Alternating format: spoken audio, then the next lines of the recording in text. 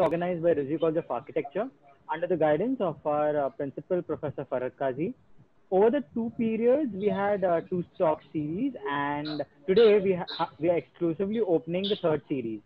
The series aims to exchange knowledge and ideas on diverse subjects. I'm Manchan Rasar from 4th year Rizvi College of Architecture, here to take you along to this wonderful journey. Over the talk series, we had many sessions.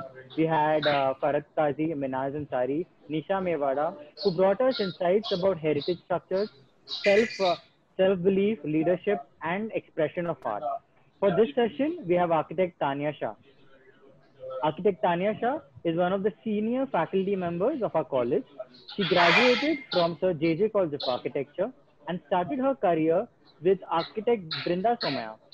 She's post-graduated from Rizvi College of Architecture, which she says shaped her ideologies and principles. Her practice, TS Design Works, is based out of Mumbai and Kashmir, which involves various architectural and interior design projects. She is a photographer, enthusiast, and narrates architectural tales through her pictures. She believes in design as a way of life. I will be handing over to Shruti ma'am, so please take over. Hello, everybody. Good afternoon. It is such a nice, pleasant duty that has been given to me to introduce Tanya today in this web series or webinar. You all know Tanya. She's been working with Rizvi College of Architecture for more than last 15 years. So she does not need any introduction. But however, I will take this opportunity to talk a few words about Tanya. Tanya is an extremely gentle soul, and she is spiritually rooted person, and that makes her a very, very good designer, very sensitive designer. Initially, I was not aware of these things because when I met Tanya, a long year back, that time she used to wear, that full abaya, and only her face used to be visible, and we were not like, newly introduced, so itna baatcheet nahi hoti. But over a period of time, I understood that, she has so many shades in her personality. And later on, thanks, meaning good for all of us, that she started wearing only the head scarf thing, and then we can really see how well she manages with colors every day, like every single day. And also, if most of you must have seen, or you can see on her Insta page or a Facebook page, the design that she does for her various interior and architecture projects. The choice of material and choice of color and texture is outstanding. Meaning, I would suggest, especially for second year students, you must look at, her works. Having said so, it's a wonderful thing. I don't know what exactly she's going to talk about, but does architecture need to be white? A question coming from Tanya, and then she's going to answer that. And let's see how colorful is it. Over to you, Tanya. Oh my God, that was such a warm introduction. I'm overwhelmed. And now I don't know if I'll do justice to my presentation after your introduction.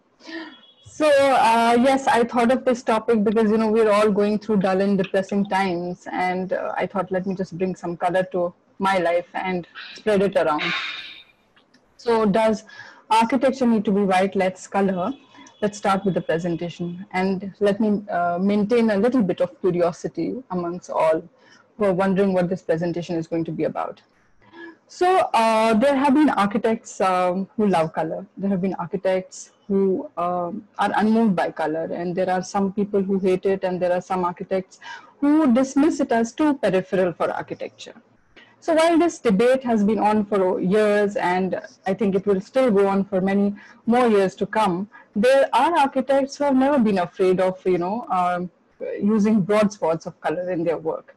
and color has made a spectacular return to international contemporary architecture. So let's embark on this journey of the works of such exemplary architects from past and present both. So my presentation is divided into three parts. The first part is going to be about the fundamentals of color perception and little bit of color theory. And then the second part, which is the center of my presentation, is going to talk about role of color in architecture. And why I chose this topic today is also because somewhere when I was researching about this, I figured out that, it's an unexplored area in academia, especially at the undergraduate level. So I thought that, it's a good platform, it's a good time to introduce this subject to all, because, we have all felt and believed, or rather, been very casual about colors, in the sense that we take it as frivolous decoration, and we take it as just a mere visual quality, but actually it's phenomenal when you go into science of color, which I have recently been involved with, and it really led me to dig deeper and deeper and deeper, and I could just never have enough of it. Thanks to Sir Isaac Newton, and when he introduced the spectrum to us, and so that also tells us that it is a science, it's just not a visual quality. So anyway, I'll be talking about all of that, and then the last part of my presentation is briefly describing or touching upon the topic of how we use color in our proposals, that is our submission drawings, our architecture competitions, etc. So let's begin with color perceptions.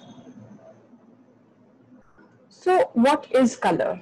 It's actually a challenge to define color, because it's very difficult.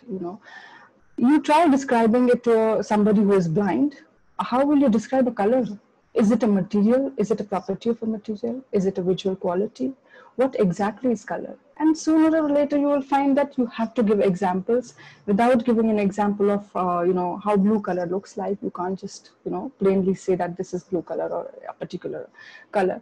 Therefore, it is a perception. It's a perception. It's a sensation that is caused by light rays when they strike our visual organs, and it has a specific wavelength.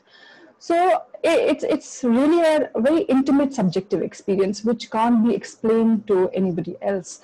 And you don't even know what I mean by primary colors, or do I mean the same thing by primary colors, what somebody else means.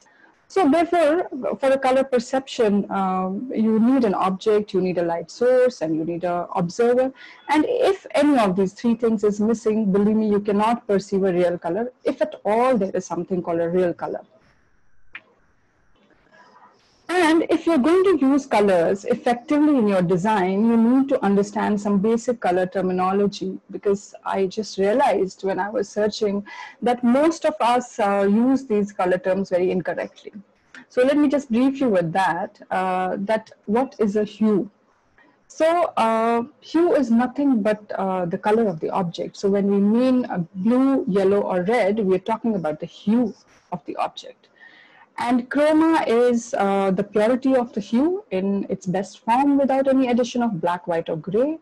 So conversely, if we add black or white to a color or a hue, we are actually reducing the chroma of that color. And saturation is when colors appear different under different lighting conditions, because you see that these colors don't appear always same. With the change in light, they all change their appearance. So that is what saturation of a color means. And value is a degree of lightness or darkness of a color. So when we're talking about a higher value of a color, we mean the color is light. When we're talking about the darker color, we mean that it has got a less value.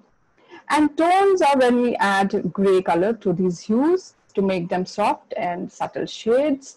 And coming to shades, again, it's often misunderstood, or I would say used wrongly with tones and tints. Technically, it means only addition of black color to a hue. Okay, so if you add black to a blue, it will become navy blue. If you add black to red, it will become maroon. And therefore, the navy blue and maroon are the shades of blue and red, respectively. And tints are when we use white color to make them more light, to make them more sort of pastel shades. So yeah, that's about it. And So this color perception is actually very, it's an unstable phenomena, and our perception of color can change with various factors, like, depending on how the color is interacting with the surroundings, what is the area of the color that we're looking at, what distance are we looking at it from, or what is the duration of viewing, how long are we looking at it from, and what are the neighboring colors that may affect our perception. So it constantly keeps on changing with the change in these factors. Now, there is something called a successive color contrast, and that means when you look at a particular color for a longer duration of time, the appearance of this color changes when you shift your sight. Okay, let's see this. Let's look at this black spot in the left-hand side image. Look at it for 20 seconds without moving your gaze, without blinking your eyelid, and let's see what happens to this.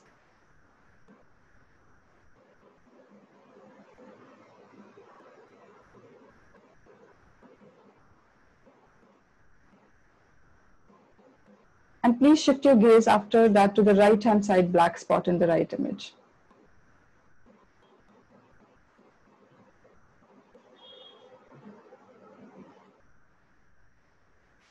All right, what I saw is that the blue rectangle gets replaced by light yellow color, red gets replaced by a cyan, green gets replaced by a light pink color, and yellow gets replaced by light purple, somewhat like a violetish color. So isn't this amazing? Isn't this phenomenon amazing? Similarly, so this is when you're looking at a particular color for a longer time, and then you see how the after image is formed. So there is an after image of complementary colors formed. So complementary colors are the colors which are in the opposite side in a color wheel of a color. So yes, this is also called a negative after image. Okay, so we could see a negative after image of complementary colors in this. Now, there is another phenomenon which is called as a simultaneous color contrast, which means that the color keeps changing when we are looking simultaneously at different colored backgrounds. So if you look at this rectangular outline, the color of this rectangular box, rectangular outline is same, but see, it appears to be different in all these 4 sections of the different backgrounds, right? And it actually is the same. So now, therefore, there is a shift in this hue, there is a shift in the saturation of this color, when it's appearing under different backgrounds. And so this shift does not remain, or is caused only in the hue and saturation, it's also caused in the value, and that is the degree of lightness or darkness. So if you look at these 4 gray rectangles, smaller gray rectangles, they appear to be different right now. But if I remove the background, you can clearly see that it's just the same color. Okay, and that is what a simultaneous color contrast does.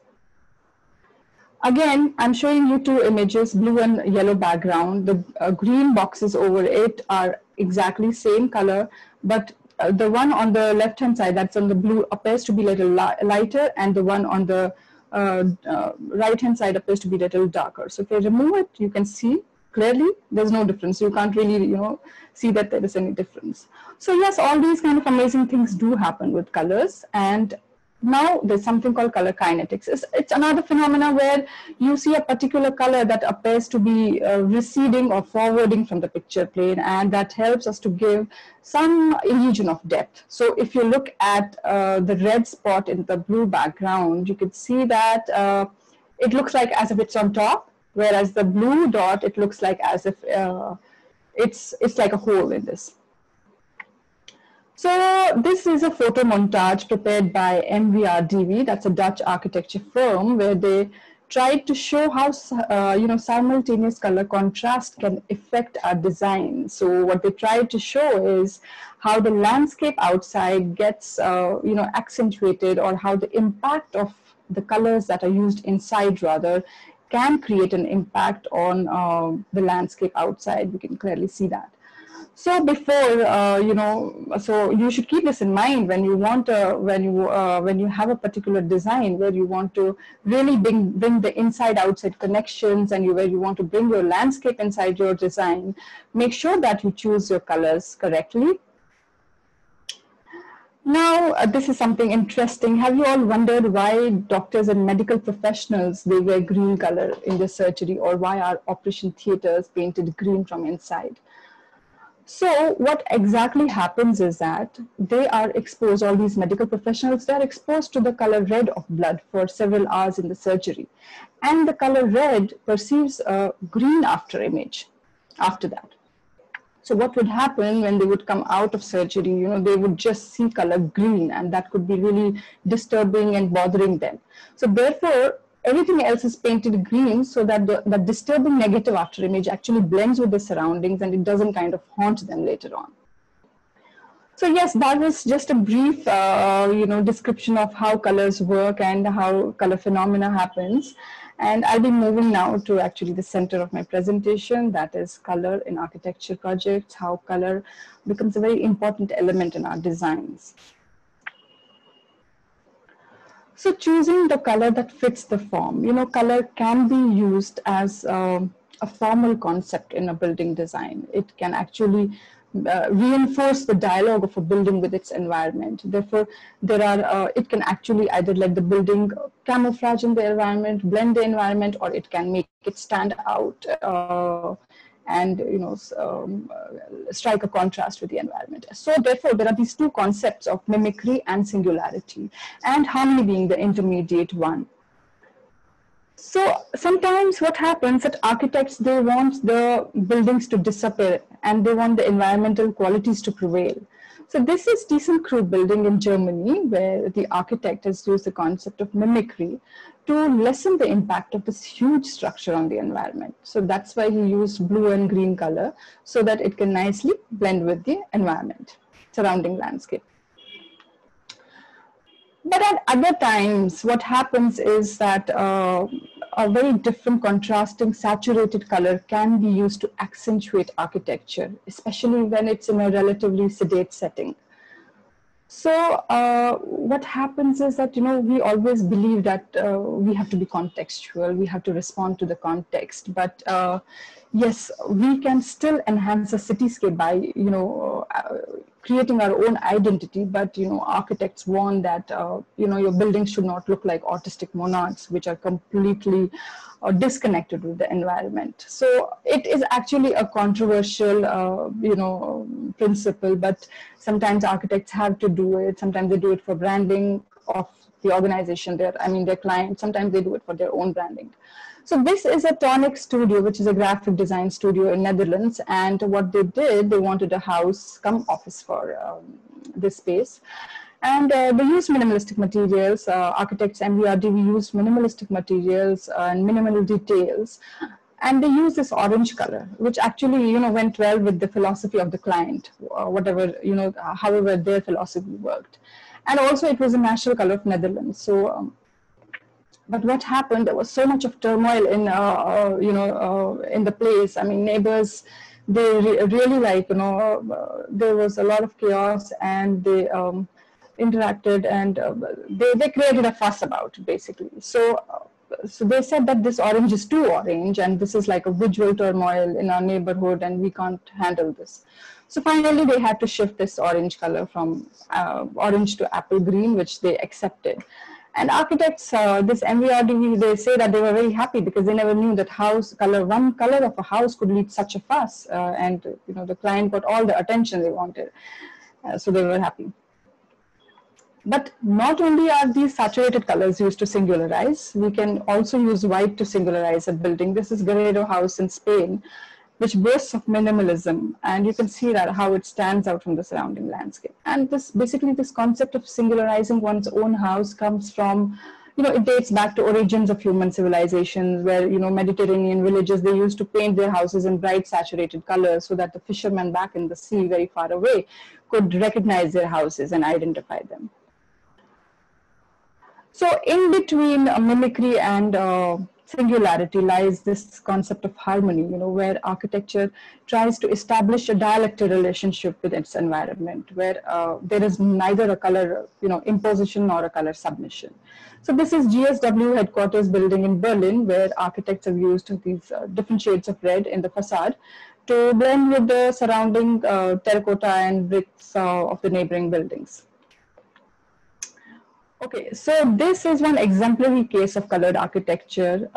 It's a Longyearbyen project in North Pole. It's a small settlement in North Pole, and it's really an exemplary example in the sense that the kind of attention that is being paid to the landscape, surrounding landscape, natural landscape.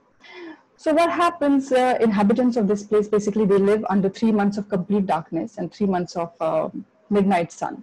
So a color consultant was posed with the question that whether these settlements should be hidden in the natural landscape or a contrast would be more appropriate.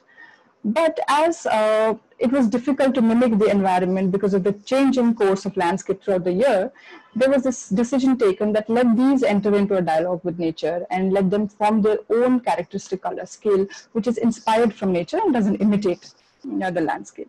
So therefore, you see it really nicely forms a very, it actually looks like an artificial landscape that doesn't suppress the surrounding landscape, but it actually communicates with it. And you see in the change of season, the same thing, although looks like a little contrast, but it very nicely blends with the change in the season.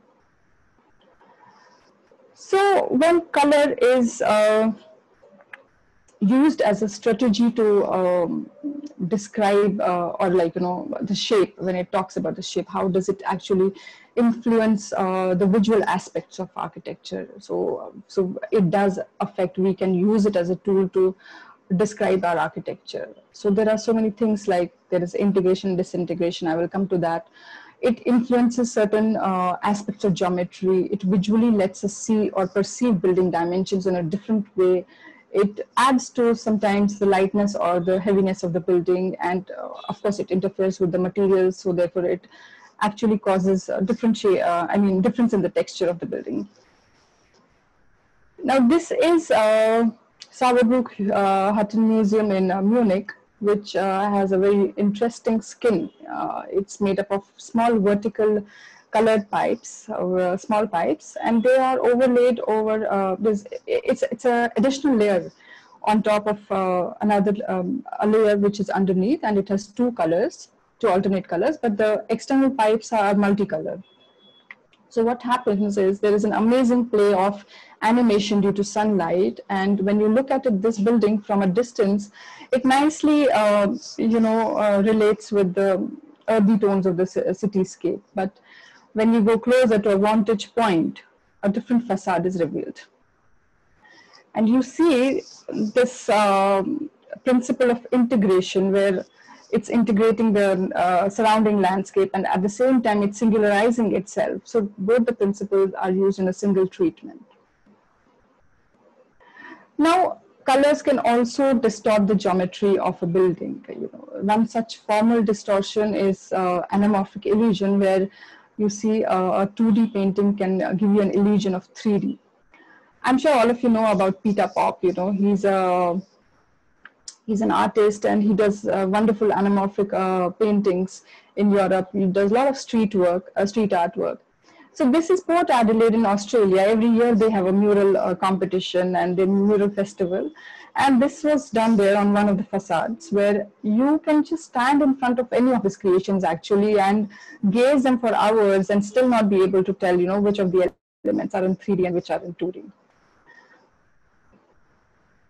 Then colors, they alter the perception of the size, proportions, the scales, and heights and widths and everything else when it comes to the dimensions of a building. So this is incremental housing in France, done by Corbusier, where he says that blue and its green combinations create space. They give dimensions. They make an atmosphere.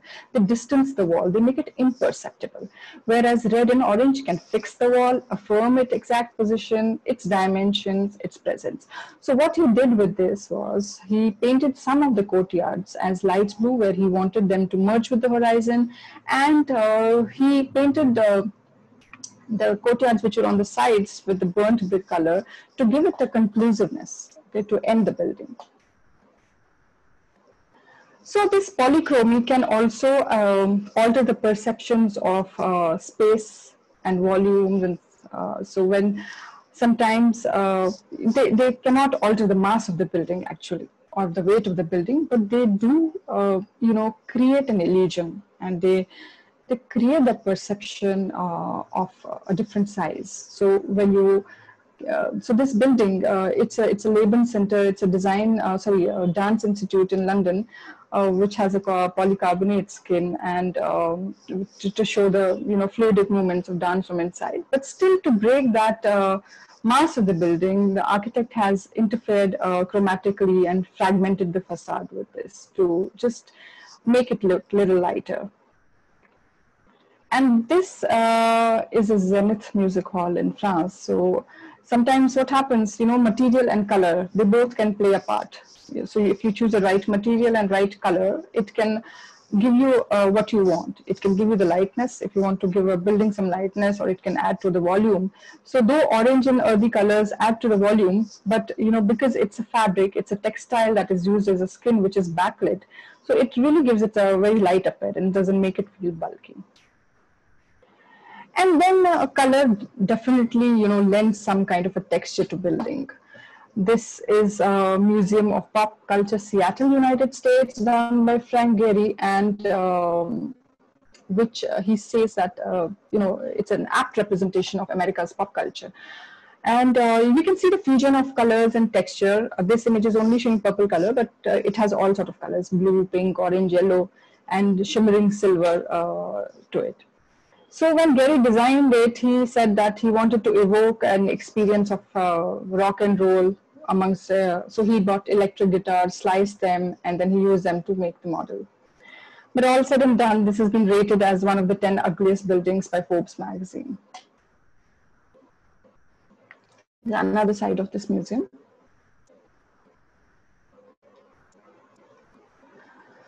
So when color is used as a strategic tool to describe architecture, it communicates some aspects of size, metrics, its structural system, its architectural composition, and it definitely talks about some function at times. So we can use color to codify certain information also. So this is Pavilion Le Corbusier, which is an iconic building. It's known for its floating steel roof, which was the last building done by Corbusier before his death. And it diverged from his iconic style of concrete, where he used modular glass panels in this building. Okay. And what he tried to do was he tried to use different colors, primary colors basically, to create that perceptible rhythm in the volume. Okay, so he tried to break the standardity of these glass panels by introducing colors in various proportions. So that is how we can alter the, the dimensions. We can alter this metric system of a building, so to say, with colors. This is Renault Distribution Center in Swindon, England, and it's one of the buildings of high-tech architecture series of Norman Foster. In fact, it's the first building of that series which Norman Foster did in England for Renault. And high-tech architecture series is a style that emerged in 1960, which celebrates the structure of a building. So they use color. They have used Renault color, Renault yellow color, to actually highlight the structural system of this, and it clearly demonstrates the structural system. So this is where color comes into picture when you want to highlight the structural system of the building. And this also was actually a physical piece of branding for Renault, French car company. This is a silo dam building. It's a residential building, polychromatic apartment on the harbor of Amsterdam, where color was used to denote different typologies of the house. It's actually a very good example of urban housing. I suggest you to have a look at it. They have a video. There's an interview of the architect available, and go through this. It's a very good case study for all of you doing housing in second year and fourth year. So what was done in this, it was actually, this area was an industrial area which was transformed. There was a silo building and there was a former dam which were removed, and this building came up, which is a 10-story building with 157 apartments. And it takes care of all sorts of people, and people like, low-income families, to elderly residents, to artists, to office workers, and has a lot of community spaces. In fact, it's been called as a cross-section of Amsterdam society, because it actually brings everybody together, you know, in a very nice and harmonious way. And the architects say that the difference in the different typologies, like the bigger scales, the financial models, there were different financial models for the house, and that difference they did not create only by, you know, increasing or decreasing the size of the house, like, you know, how we have our 1 BHKs and 2 BHKs. You just add one room and then, you know, it becomes a 2 BHK, you add one more room, it becomes a 3 BHK. But they actually say that all the houses were designed differently, and they were like, there is a difference in the spatial quality of these houses. So that's how, you know, color composition, color can be used to sort of, you know, deal with the composition of a building. Now, often modern buildings, you know, especially those for public use, are, you know, architects use color to define function in such buildings. Okay, and when one thinks of Bauhaus, one invariably thinks of primary colors and basic shapes. So the color concept of this was actually, which was, you know, in consultation with Schaefer, who actually designed Bauhaus, that that said that the color could and should actually support the structural effect of the building. So they use light and dark contrast with certain accents in the building to highlight or describe certain, you know, elements. Like, for example, red was used to show windows or balconies or doors, those elements which had a certain degree of transparency in them. Whereas this dark gray circumferential band was used to connect different elements of the different parts of the building. So yeah, it also helps to navigate a user in the building when there are public spaces. So we have architects use different colors to allow them to, you know, find their ways easily. So it can be used as a wayfinding tool also. And of course, when it comes to the operations of the buildings, like in this building, it's a Pompidou Center. All of you must be knowing it, done by Richard Rogers and Renzo Piano, where color is used to show the mechanical workings of a building. Over here, blue color pipes are the air conditioning pipes. Green are representing water pipes. Red is used for elevators. Yellow is used for electric lines. White is used for underground air conditioning ducts. So this is how he has codified, you know, the system of his, you know, the services of this building through colors. And besides that, he says that, you know, he wanted to create a happy building, and a happy building, according to him, is a building which people react to. So other times we use color to show a particular activity in a space. So this is a kindergarten in Barcelona, where it's again done on a modular planning basis. So architects say that the ease with the ease, you know, in planning came with the modular system, and to give each of these modules a function came with a color.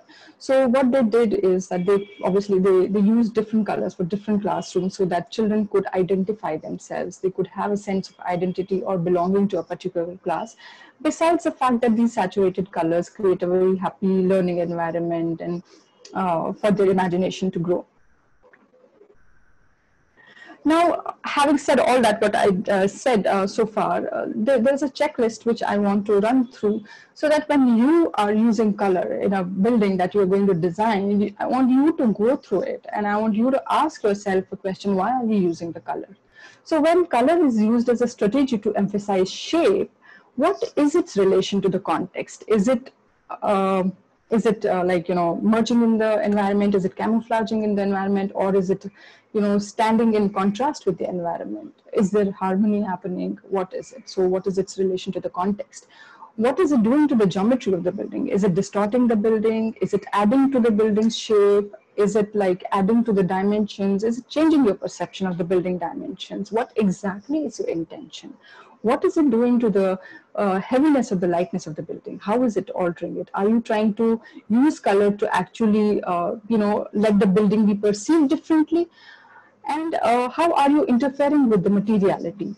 of the building? Are you using color to get some geometrical play pattern in the textures, or what exactly is your intention? And when color is used as a strategy to describe shape, how is it describing the composition of your building? Is it trying to unify its elements, or is it trying to disintegrate the elements and speak about their freedom?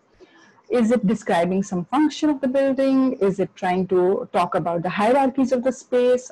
Is it trying to codify certain, particular information in the building? How exactly are you describing the function of the space using color? Or are you using color just for its intrinsic value? You know, every color has a certain value, which is called an intrinsic value. It's in the form of numbers. So are we purely using it for that aesthetic quality, or we have a strong intention to use these colors? So therefore, it just shows that, color is not a mere application. It's not just a makeup of a building. It's phenomenal. There's so much that goes behind choosing a color for a building. So now this is the heart of my presentation, okay? Myth of white in modern architecture. You know, there have been these two extreme approaches that have lived side by side over recent years. So there are some architects who strive for the chromatic variety in their work, and then there are architects who are chromophobic and they advocate only color white. So these generations of architects, they believe that modern architecture should not contain any color except white and that of the gray of natural materials. And that, in search of purity of a form, color must be eradicated in order to avoid distractions. Okay. And one such architect was Richard Meyer, who uses color white. He advocates it. In fact, he has advocated color white in his prize distribution ceremonies also, like, saying that, that's the only color that reflects all the colors, and so on and so forth. Like, so yeah, that's one of his works, a seminary in Connecticut. And there are many other examples. You can see Getty Center also, and other things where he uses only natural materials in color white.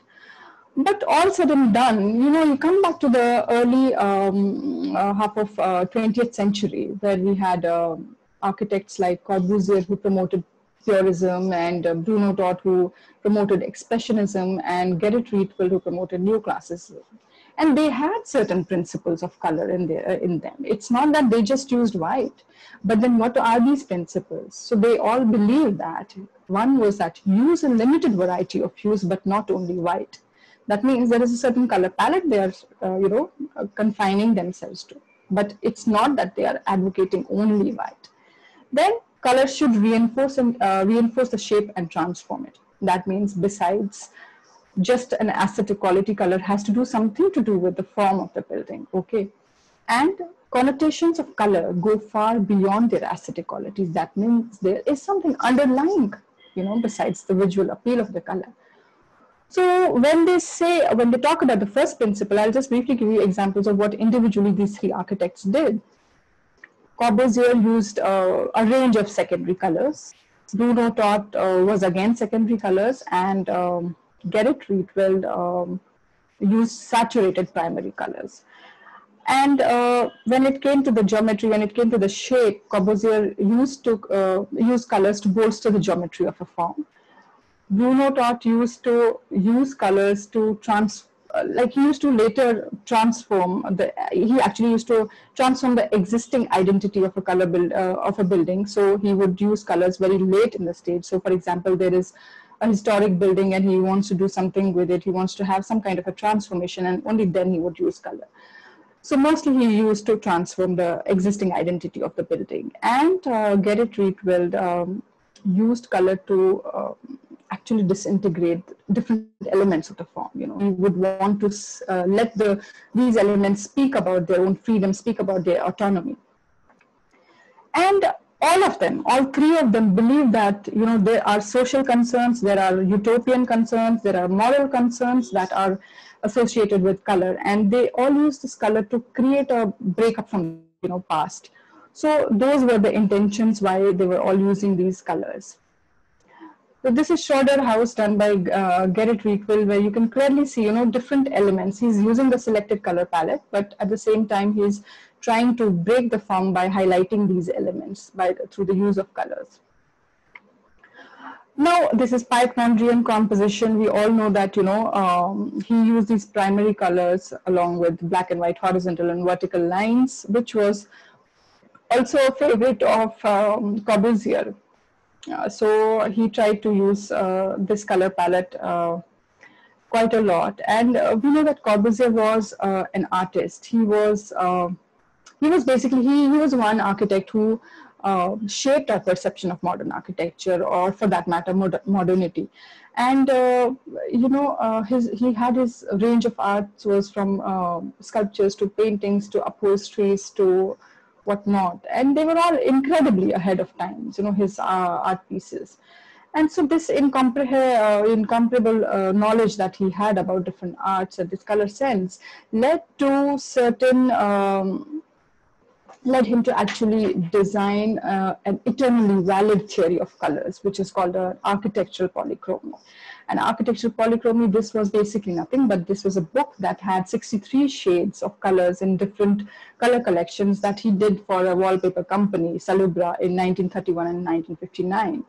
So where this book, this colorful keyboard shows how different colors can coexist in a structure, and how different color palettes, different colors of a palette can be used in a structure. And therefore, and this became a very popular thing. Architectural polychromy became so popular that, forget about architects, all kind of product designers started using it in their designs. And we have one example from Rado Swiss watch company, which says that, which came up with the true thin line Le Corbusier collection. Okay, so we can see the impact of his theories now. Now, what is the meaning of color? Color has, it's so deep, trust me. I mean, it has so much meaning with different contexts. Like everywhere we where color is associated, it has like plethora of meanings. Like, I mean, so let's see. Like, I'll come to that. I'll explain you that, and then how color meanings are codified by architects. How color has been used in different cultures, and how we have these symbolic associations with color, and what are their meaning, what does color do to our psychology, and what are human reactions to color. Let's see all of that. So talking about color in context, red color has always been associated with anger and war and violence. But at the same time, it has been also associated with love and passion. History shows that it has been associated with Cupid as well as devil. Okay. When we think about danger, we think about red color. I mean, red color symbolizes danger, and that's why we see all these, emergency warnings in red colors. But at the same time, we have red carpet also, right? So it talks about the importance of a person. So having said that, red also has some, physiological effects. They say that if a person is exposed to red color, the heart rate and the pulse increases, and it can also cause you to perspire more. But having said that, it is also used to, I mean, they say that it helps in human metabolism. So it has both the things. Okay. Now, how do architects use this particular color? Is cannot be obviously dictated by these things, because they have their own valid reasons to use colors, and colors can also actually when we talk about buildings, our buildings cannot be dictated by these symbolic associations. That's what I'm trying to say, because architects have their own reasons to use colors. Over here, red has been used as a trademark of Ferrari. It is also shown to depict thrill and excitement and all of that in Ferrari world. And yes, over here, this is a metro station in university in Stockholm, and this is an emergency exit basically. So you see how red color is associated with emergencies and warnings. Now, yes, I have already explained this. I won't be taking time on this, because this is how architects can use colors to codify an information. They have their own reasons, whether it's about highlighting a structure, about a particular, function, or any other element. Now, when we think of petrol stations, we always think of them as, mundane places in an urban realm which blight the environment. But we can never think of such bright and colorful petrol station. This is a Respol petrol station in Madrid, which is done by Norman Foster. In fact, Norman Foster has done all Respol petrol station, and this is a stereotype design for all their petrol stations using this concept of inverted colored umbrellas. Of course, they do vary with the specific site, but by and large, that's the design, and these are the colors. Over here, architects are using the brand colors. These orange, white, and red are the corporate colors of Respol, which I use. So, another example I'll tell you of this is Enzo Ferrari Museum in Italy, which has it's a non-linear structure with an aluminium yellow colored roof with incisions on the roof. So which is why they have used yellow is because to associate it with the symbol of a logo of Ferrari. That's the reason why they are using. So what I'm trying to say is that sometimes architects do use brand colors in their buildings because that is what the need is. That's what the client demands. And coming to color in culture, let's see how colors have different meanings in different cultures. Now, white is used as a bridal dress in the West, and white is also used as a dress of mourning in Eastern cultures in India. Traditionally, the only color that widows are allowed to wear, and white is also used as a sign of virtue and purity in pilgrimage. Okay, so just showed you 3 different cultures, how they can have how same color can have a different meaning. Similarly, in China, red is used for happiness and prosperity, and it's used as a bridal color, generally a bridal color for Indian weddings, and it's used as a color of mourning in South Africa. So yeah, that's how different colors have, a single color can have different meanings with different cultures and different societies. And of course, there are some psychological, subconscious psychological meanings also associated with colors. But also sometimes these colors, they have a significance with a particular collective or a professional sector. So, why do architects wear black? That's the... I will be answering Shruti's question, okay? So there was this industry manager, who lived in this world of shimmering silver blue colors of cars, and then he switched over to architecture. And during an architecture competition, he asked this architect, Cordula Rao, Miss Cordula, why are you wearing black, and why do architects wear black? Cordula says she didn't have an answer, so spontaneously she replied, I don't know, why don't you ask other architects? And that sparked the thing in her head, and she started asking everybody, why are you wearing black? So over a period of 7 years, she asked hundreds of architects, why do they wear black?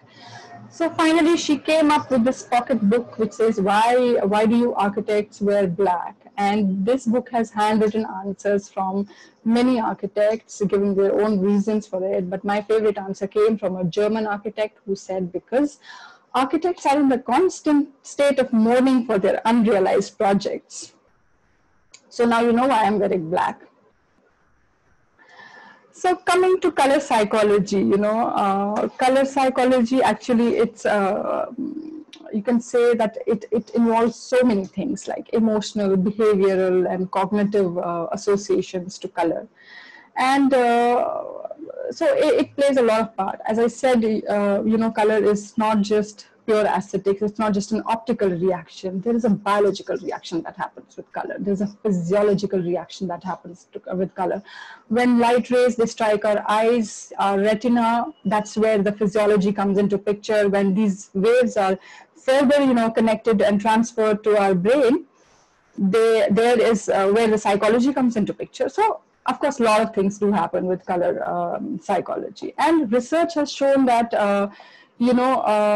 because it's a physiological reaction, that even if you blindfold a person and you expose that person to the color red, that person is going to have a faster heart rate and the pulse rate is going to increase. Similarly, when you expose that person to a blue or green color, that reduces the pulse rate. So research has also shown that these colors can have a psychological impact on our brain. When we are in a good frame of mind, it actually supposed to, improve our defense system. We all know that, when we're in a negative frame of mind, we're actually destroying our system. So with these kind of, emotional frame of mind, we actually do a lot of damage, or we can conversely like do a lot of good to our system. So studies have shown that there is a 70% reduction in the recovery rate of mentally ill patients in a hospital with the monochrome settings. So that is the power of color, you can say. So, and they also say that colors actually, they do a lot. Okay, so cutting it short, this is a primary school which is done by me. It's a daycare center where you have like 18 months old. So what I did with this in colors is that, I use color to also use them into different groups. I've used 6 shades particularly to denote 6 different groups of that play group. And then also I use pastel colors because, these children are going to be away from their parents for like as long as 8 hours or more. So they need to be in a, calm environment and a cooler environment, and that's what colors can play with the psychology of children when they're around. Another area showing that colors. Okay, now British Airways says that they have a new way of tracking customers' emotions during flight. That's Business Insider. So they came up with the happiness blanket. All right. So what does this happiness blanket have? This has optic fibers which actually measure the electrical fluctuations in your brain. So this is connected to a headband which is worn by the passengers, as you can see, and the headband is connected with the blanket via Bluetooth.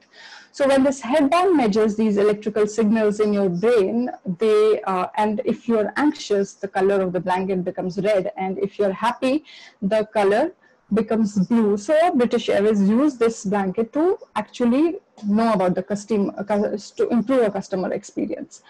So it was found that most of the passengers were anxious while landing and takeoff, and most of them were happy when they were drinking and eating.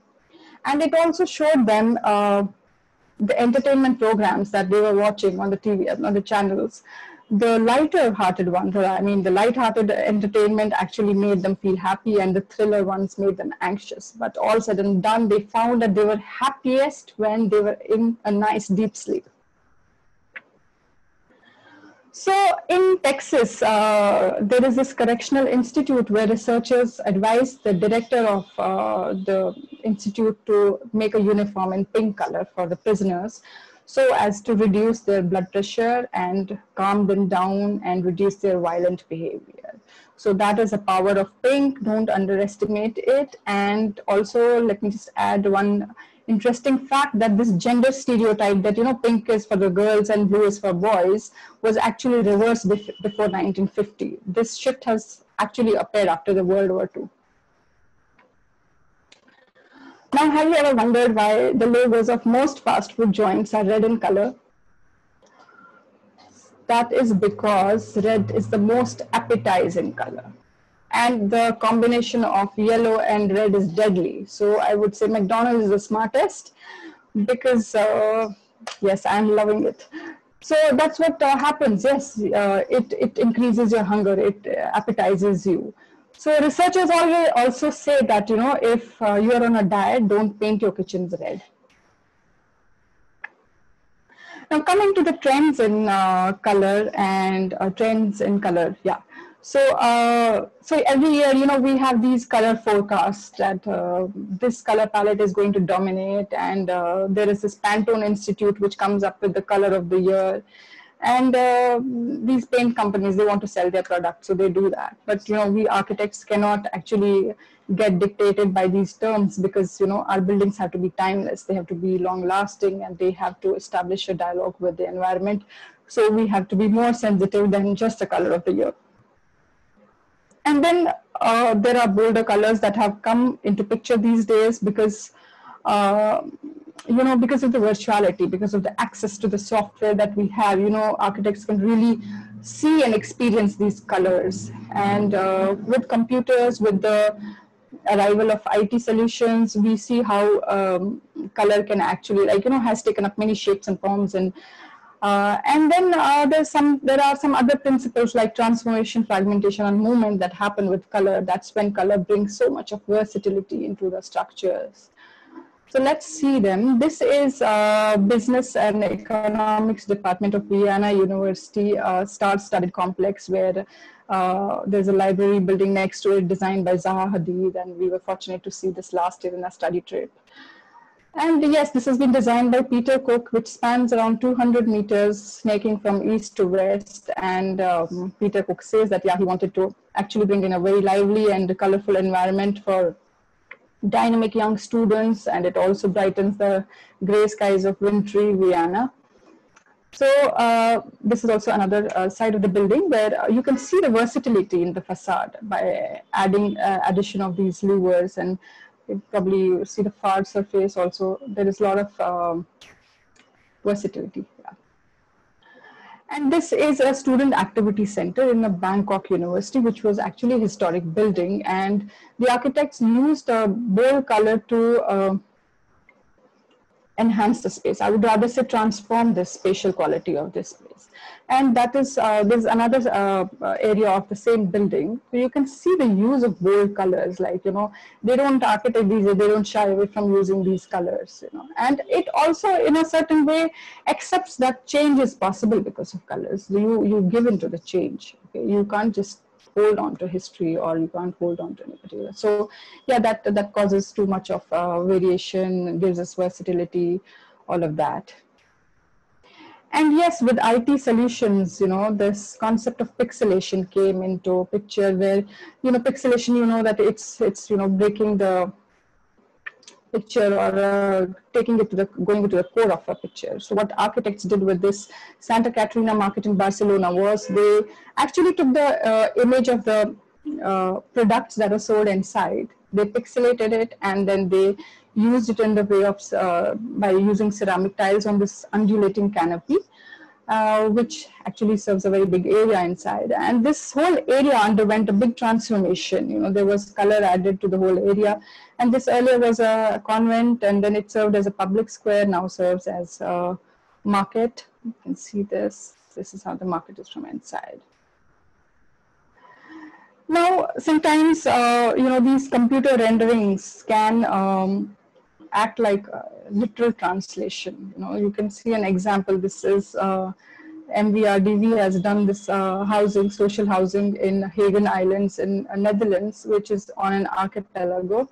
And so basically what they had a lot of constraints for this project. It was a tight budget project, and they had to house maximum numbers of houses in this. And so they used these literal, so there was a minimalistic detail involved with this. They haven't even used gutters for the roofs. So they did make waterproof, you know, windows and everything. They took care of that. But what I'm trying to say is it was so minimalistic because of the budget. And so what they tried to interfere with the colors. So yeah, this is like a representation of the computer drawings in the form of a built environment. So, now this is Box Park in Dubai. Box Park is at many places, but this one is in Dubai, which I have personally visited and experienced. It's a precinct in one of the areas of Dubai, which has a lot of cafes and retail, and it's a public space, which is very, very inviting and engaging. And so what I'm trying to show here is these LED lightings that have come into existence, and what kind of a dramatic play they can have on the buildings. You can see the landscape behind, how the foliage of the trees is appearing purple in color. And this whole precinct is actually made up of shipping containers, and it's actually a spectacular example of container architecture. So what happens is this facade, this particular picture I have taken is showing the same facade, but in a few seconds it changes to purple and then blue, and then it changes to purple and pink, and then it changes to greens. So this dynamism keeps happening all throughout. Earlier, this precinct was only made up of gray containers with a little bit of colors. Later, they added more colors, and later with the introduction of lighting, they really made it very, very dynamic. And so you could be just standing there for hours and hours, and you'll not be border that place. So this is how transformation of happens in colors. The appearance keeps on changing of a facade. Now, this is UN Studios La Defense offices in Netherlands, and this building is almost, it's like a monolithic building, but colors over here are used to show fragmentation of the building. So they can actually fragment a bigger mass sometimes. And what happens over here is that architect has used a multicolored foil which has been integrated in the glass panels that actually make up the skin of the building. And these colors keep changing due to the change of angle of incidence and the light during the day. So sometimes you see these, this facade is red, there's a play of red, blue, green, you name it, and it keeps on changing. So much of dynamism and versatility that can color can bring with technology. Again, these are some sides of this building. You can see how different shades are, they keep changing throughout the day. Now, the third principle is movement. Okay, how color can cause a movement in buildings or in spaces. So this is Terminal 4 of Madrid Airport, where you can see this rainbow color range of structural supports, which gives an appearance of movement to this long monotonous space of identical structured columns. And over here, this is also used as a, I would say, a functional system, because these colors are associated with different gates, and that helps the passengers to estimate visually the distance to the gate. So it is also used as a wayfinding tool for them. And this is Graz Art Museum in Austria, where, so what I'm trying to show here is that colors do not only restrict to just a layer of color, but there is a lot of interaction that happens. So the surfaces, these media surfaces these days are having graffiti and so many things that keep on changing. So these dynamic facades are coming into picture, and colors keep changing and moving. That's an example of movement. So what's the time? Okay, so showing you some examples from contemporary times. This is a Kagan building in one of the campuses of Sweden University, where a couple of like 6 different shades of reds are used, and few shades of green and blue are used to create and give this spectacular effect to the building. So this is a parking building in Santa Monica City, which is vying for attention everywhere. So you can't be just making a parking garage which is not seeking attention, or which is dull and mundane. So therefore this bright colored parking has come up over there. And this is Carnota by Anagrama Architects. This is it's basically a historic building in outskirts of Mexico, where they wanted to convert, this is an adaptive reuse basically, so they wanted to convert this building to a cultural and reading center. So architects use a concept of foothills, which you can see down, and that's because it was there on the foothills. And they have also highlighted the structural system. It can be taken as an example in the when you highlight the structural system through colors. So yes, they have given it a very vibrant look and respected history, and not just demolished it. So this is a kindergarten school in Switzerland, which is encased in long uniform-sized timber slats made in candy colors to get some vibrance into the somber landscape of Switzerland. And also to, obviously, because it's with kids, so you have to do something with the bright colors to give them a brighter environment. This is Biomuseo done by Frank Gehry at the mouth of Panama Canal, where he's trying to use all the color palette of actually the tropical landscape of Panama. And these tin sheds roofs are symbolic to, this canopy is symbolic to the tin sheds of other houses, which is usually used over there. So that's what he's trying to show, and that stands in a very naturalistic, scenic place. Now, this is a video pavilion which was actually done originally by Bernard Schumi, and later on it got shifted, uplifted to this rainbow-colored pavilion, which was done by Shift Architecture, Dutch Bay firm. And they use this film to of rainbow colors to give it a completely different look. So they say that it's an architectural folly sitting on a sloping concrete pilotis. And this is a example. This is again a 17th century palazzo in Italy, which had a Baroque style, and now it has been converted into a modern apartment and an art space where architects have introduced lighting with color, and you can see how seamlessly they, blend the past and present. Now, some architects who were not afraid to use colors, one of them is Catalan Antoni Gaudi, where we know how colorful mosaics he used in all of his masterpieces. And this is Theo van Doesburg, who was a proponent of the style movement, where he uses, bright colors, primary colors with abstract and a lot of abstraction.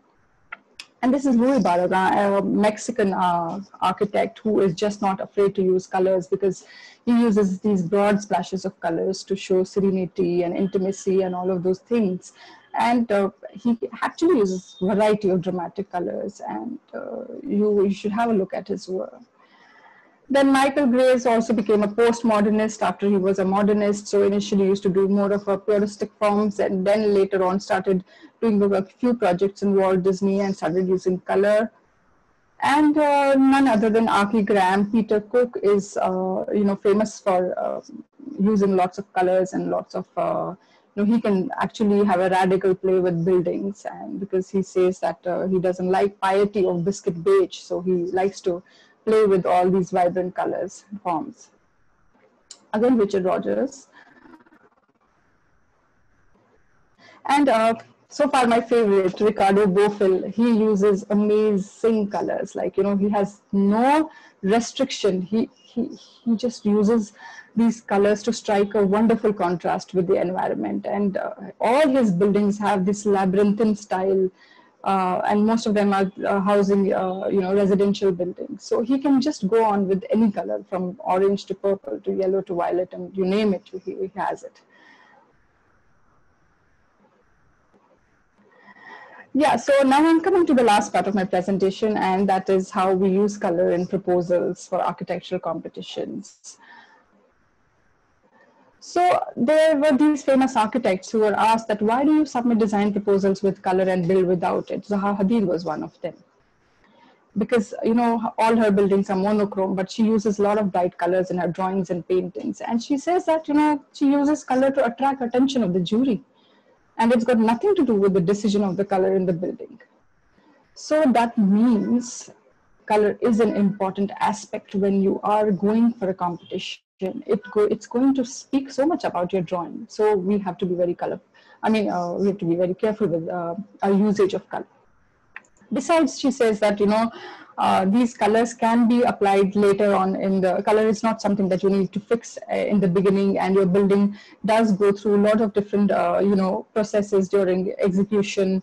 So we don't know whether our germinal ideas will actually make it to the end, but color is something that can always be applied later in the design.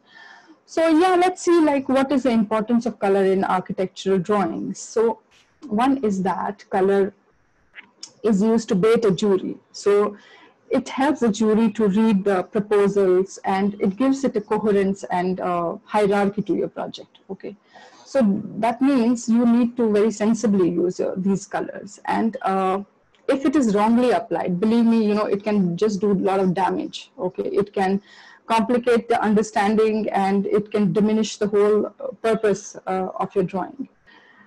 And then there are these, there's something called chromatic hierarchy, wherein you use a certain color palette which just comprises of 3 colors basically. So there is a dominant color, there is a subordinate color, and there is an accent.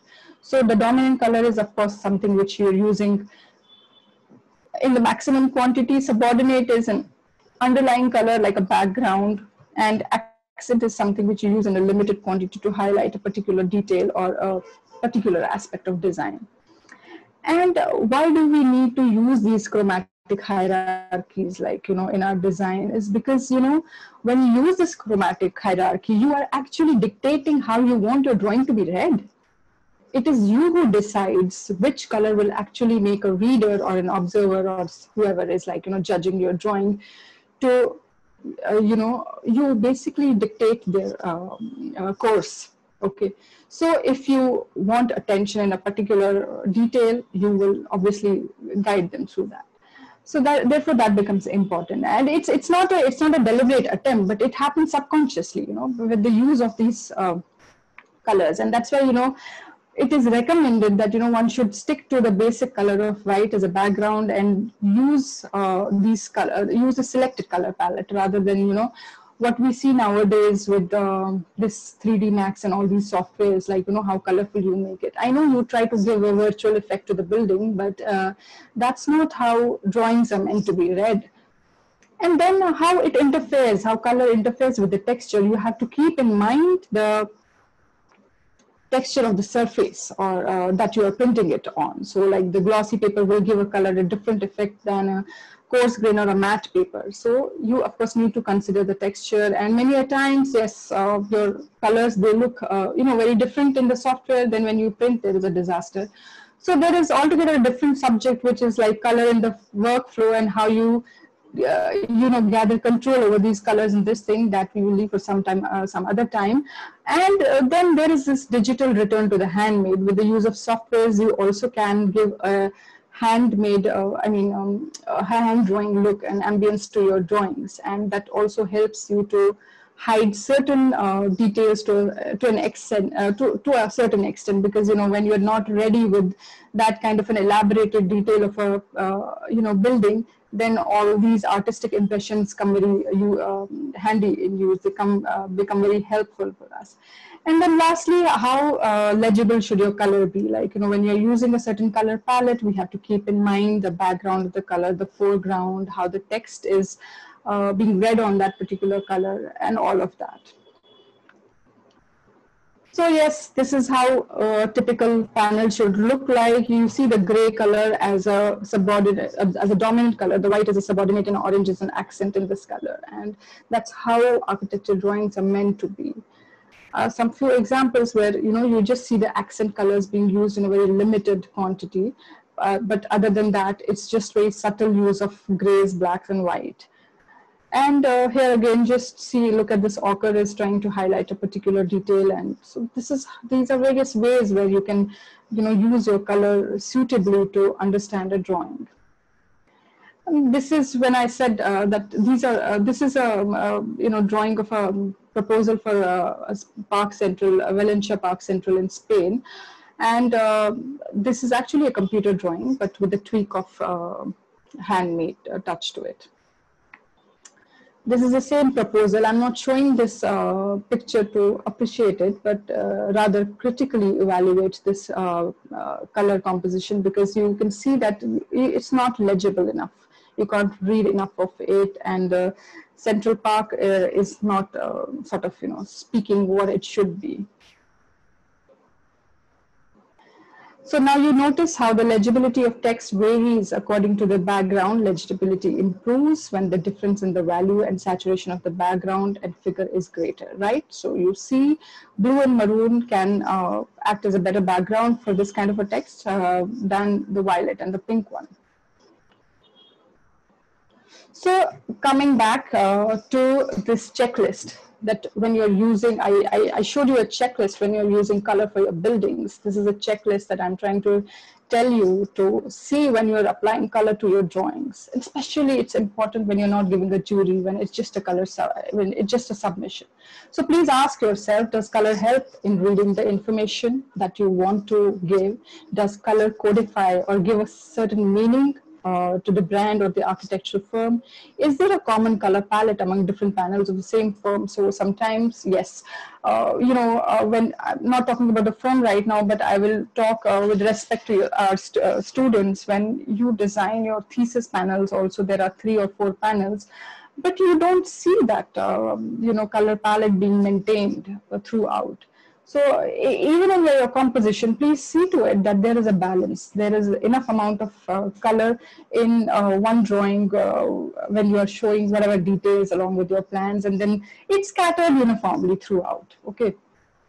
And does color emphasize the main feature of the project? Is there a chromatic hierarchy? Are you trying to show some dominant color, secondary color, or accents? And is that reading the information or reading your drawing in a way that you want it to be read?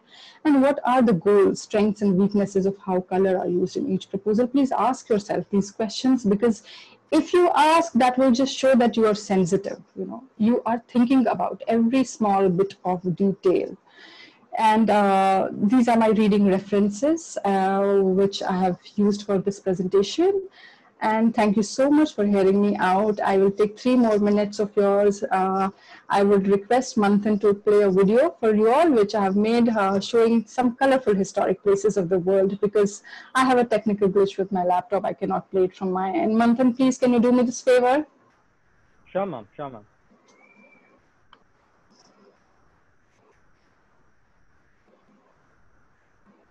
Ma'am, can you please exit the share screen, please? Yeah, sure. I'll do that.